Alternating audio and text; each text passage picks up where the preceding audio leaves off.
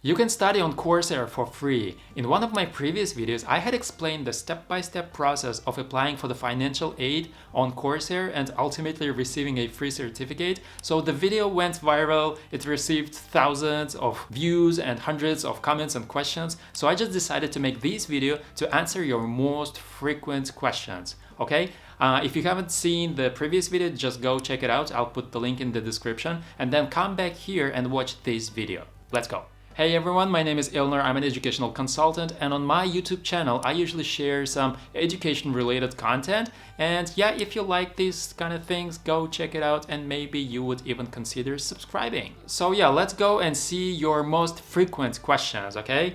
Hey, I'm so happy to discover this video, you say. You guys are so positive, by the way.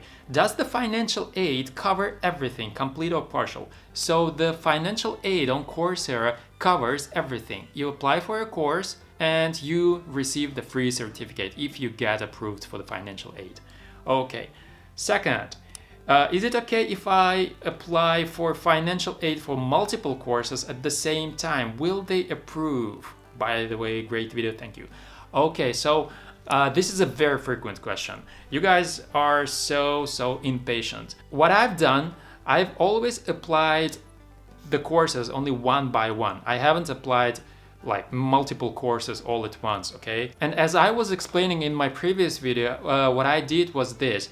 I was taking the course, and when it was like 2 weeks till the finishing of the course, I had already applied for the second course, okay? So while finishing the first course, I was also, waiting for the approval for the financial aid for the second course. That's what I was doing. So the process was smooth. This is, I believe, the most genuine and ecological way of doing things in this case. At least it worked for me, okay? And there are also many questions about what to write about the amount of money that you can afford and so on. So concerning the amount one can afford, is it a must that I have to give or put a particular amount? And does that go for the annual income part as well, and so on, especially for someone who is unemployed?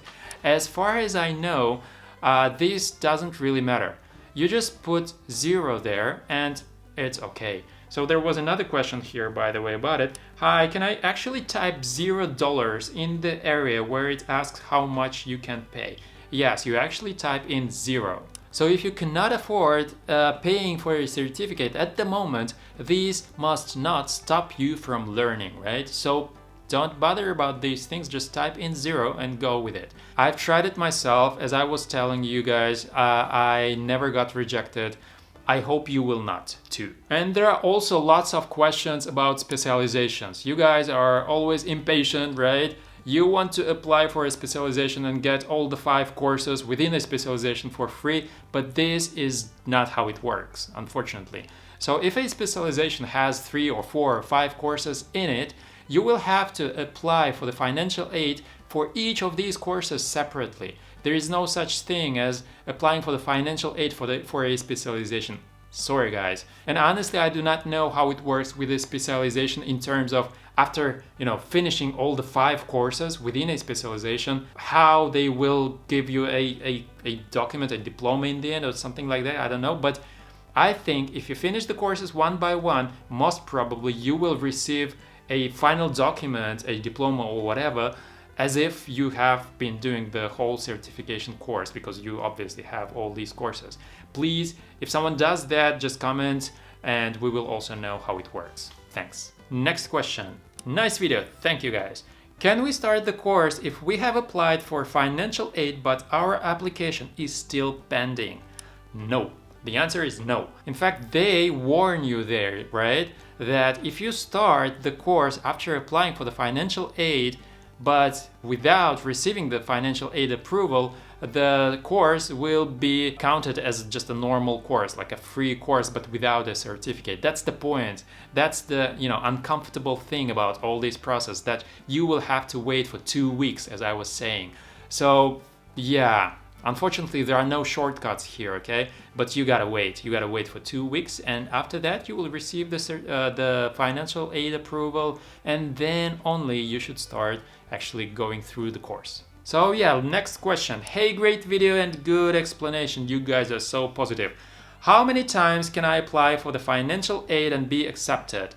As I was telling in my previous video, yeah, we can do it a lot of times. Like I have received 4 or 5 certificates using this method, applying for the financial aid.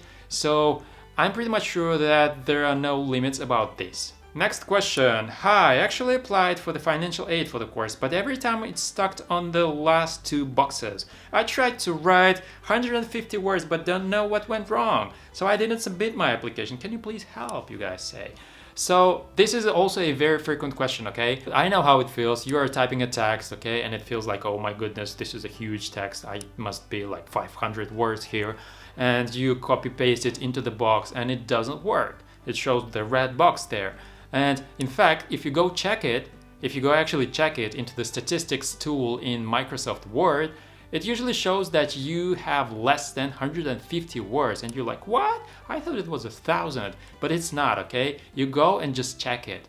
And I don't know how this happened, but you guys tend to leave the names of the countries from which you are writing the comments to me, okay? This is so positive, this is so fun. And if you still have any questions about the financial aid application process on Coursera, please do leave your questions here. I'll try my best to answer them. I'll see you in my next videos. Goodbye.